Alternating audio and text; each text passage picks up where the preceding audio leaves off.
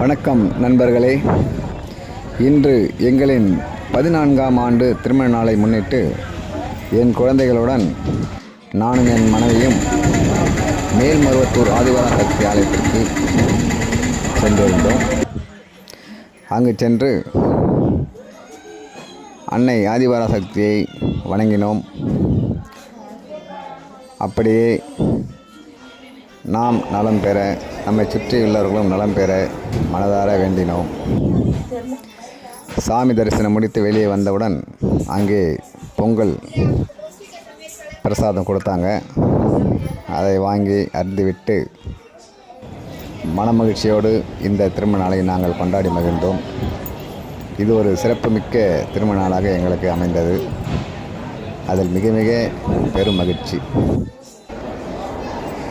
அத்துடன் கோவில் சாமி தரிசனம் முடித்துவிட்டு அங்கே சில புகைப்படங்களை எடுத்துக்கொண்டு